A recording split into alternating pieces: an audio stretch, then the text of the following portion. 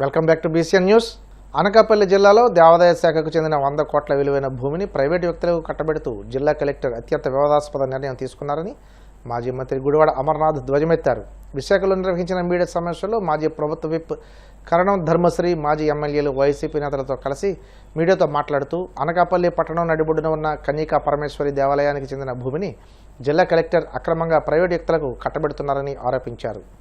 దేవాదాయ భూములను ప్రైవేటు వ్యక్తులకు ఇచ్చే అధికారం కలెక్టర్కు లేదని, కేవలం ఎండోమెంట్ కమిషనర్ అనుమతితోనే ఏదైనా జరగాలని గుర్తు చేశారు. దీని వెనుక భారీ కుంభకోణం ఉందని ఆరోపించారు.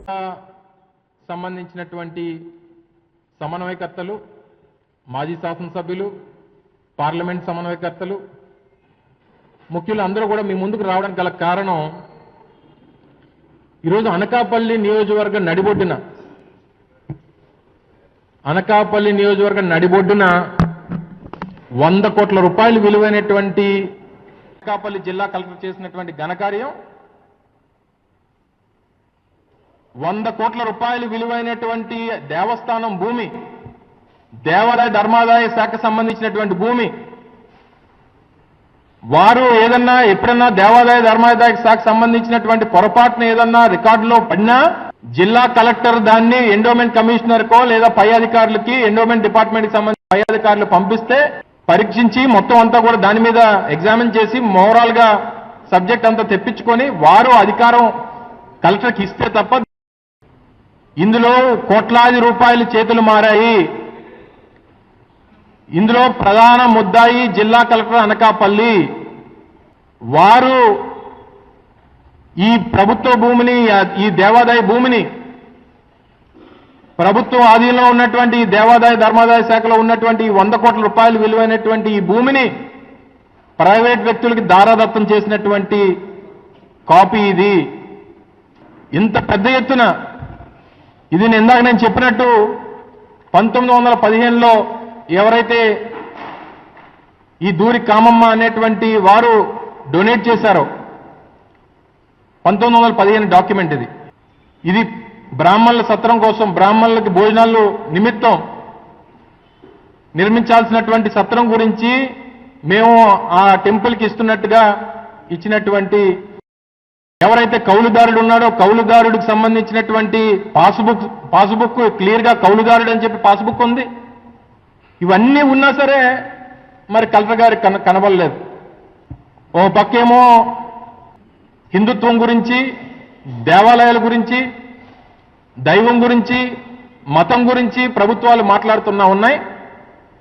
ఓ పక్కేమో దేవుడి భూములు కైంకర్యం అయిపోతా ఉన్నాయి. ఇప్పుడు కూడా నాకు తెలిసి నేను మొట్టమొదటిసారి నా రాజకీయ చరిత్రలో 20 సంవత్సరాలు నేను వచ్చిన 2 దశాబ్దాలు పూర్తయింది. 2006లో రాజకీయాల్లోకి వచ్చా, 2026 మొట్టమొదటిసారి ఒక అధికారి మీద, ఒక ఐఏఎస్ అధికారి మీద, ఈరోజు దేశంలోనే అత్యున్నతమైనటువంటి పదవి ఐఏఎస్ పోస్టు, అటువంటి పోస్టులో ఉన్నటువంటి అధికారి ఈ పనులు చేస్తా ఉన్నారనంటే అసలు ఏమనాలి? వ్యవస్థలు ఏమైపోతా ఉన్నాయి?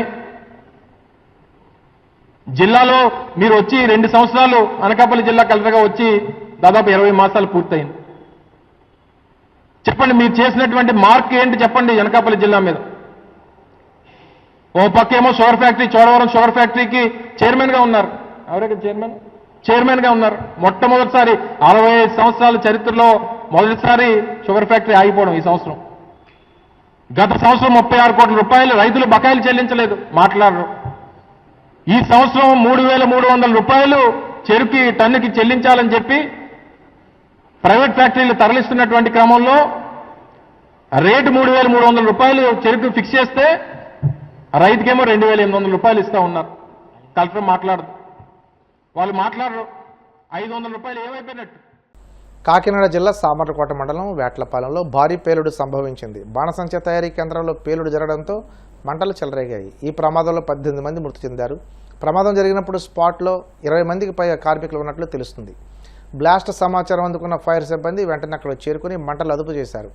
తీవ్ర గాయాలతో పలువురు పరిస్థితి విషమంగా ఉన్నట్లు సమాచారం.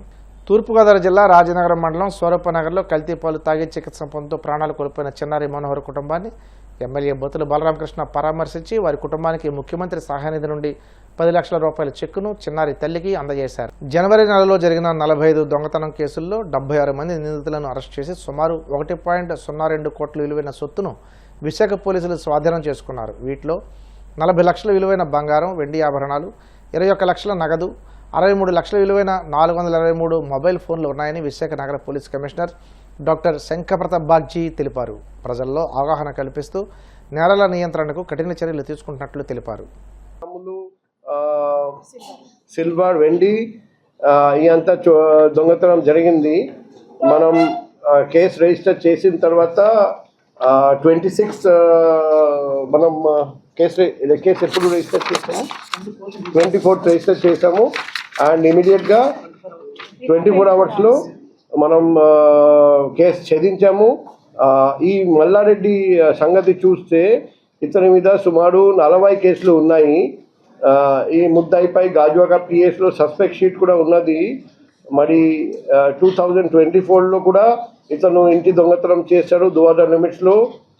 అప్పుడు కూడా మనం కేసు పెట్టి రిమాండ్ పంపడం జరిగింది. మళ్ళీ ఈసారి దొంగతనం చేస్తే 24 గంటల్లో మనం పట్టుకొని మొత్తం ప్రాపర్టీ రికవరీ చేశాము. ఈ సందర్భంగా నేను సౌత్ క్రైమ్ సిఐ గారికి, ఈ ఏసీపీ క్రైమ్ ఇన్ఛార్జ్ గారికి అండ్ డీసీపీ క్రైమ్ మ్యామ్కి అండ్ మొత్తం సిబ్బంది, సౌత్ క్రైమ్ సిబ్బందికి సభముఖంగా అభినందనలు తెలియజేస్తున్నాం. ఇది వచ్చేసి అద్వాడా crime great case, property recovery and ఈ ఇంప్లిమెంట్స్ ద్వారా వాళ్ళు దొంగతనం చేశారు.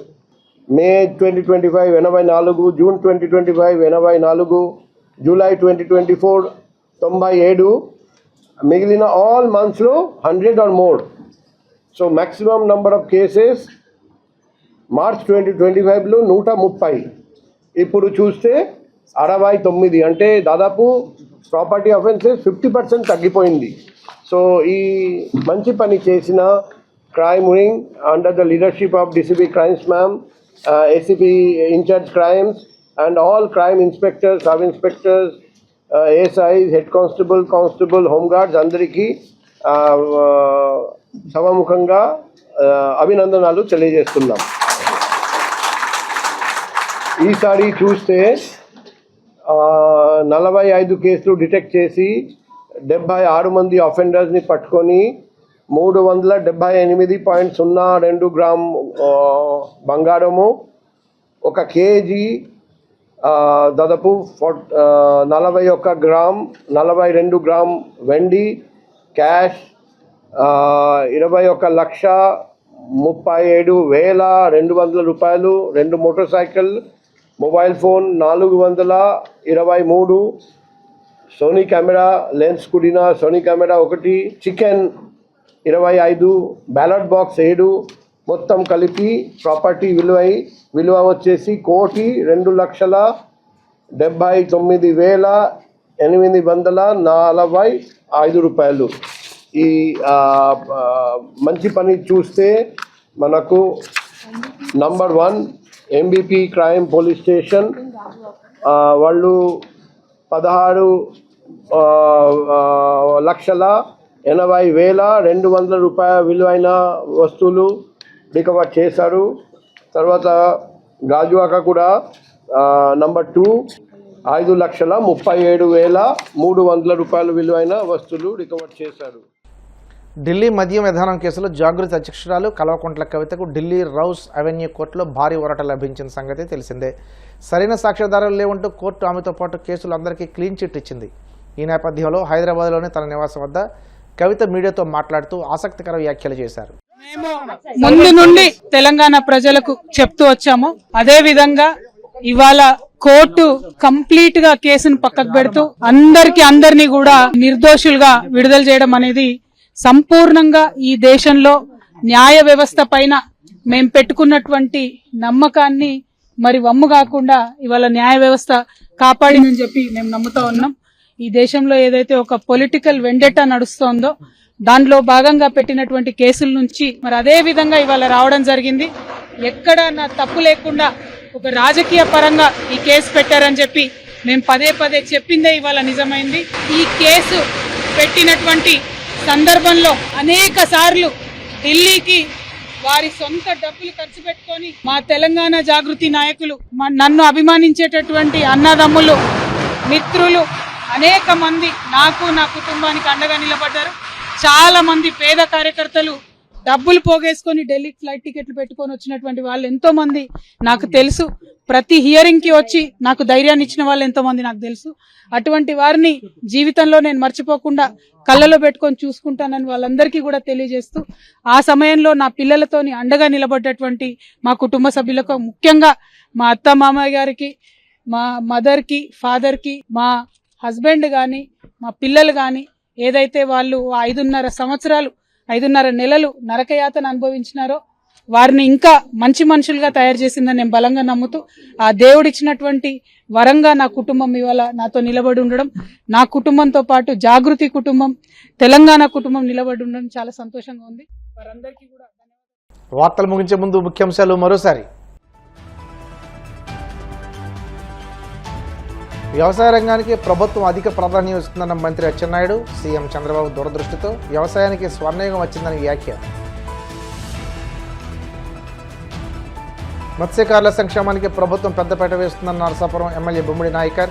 ఎన్నికల్లో ఇచ్చిన హామీకి అనుగుణంగా నిషేధ భృతిని 20,000కు పెంచిందని వెల్లడి.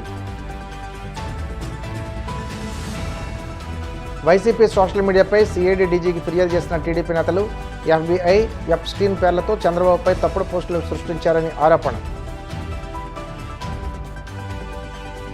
అనకాపల్లి జిల్లాలో దేవాదాయ శాఖకు చెందిన భూమిని జిల్లా కలెక్టర్ అక్రమంగా ప్రైవేట్ వ్యక్తులు కట్టబెడుతున్నారు. మాజీ మంత్రి గుడివాడ అమర్నాథ్ ఆరోపణ. ఈ వార్తలు ఇంతటితో సమాప్తం. మరిన్ని వార్తల కోసం BCN digital YouTube channel, Facebook page follow అవ్వండి. అప్డేట్ వార్తల కోసం ప్లీజ్ సబ్స్క్రైబ్.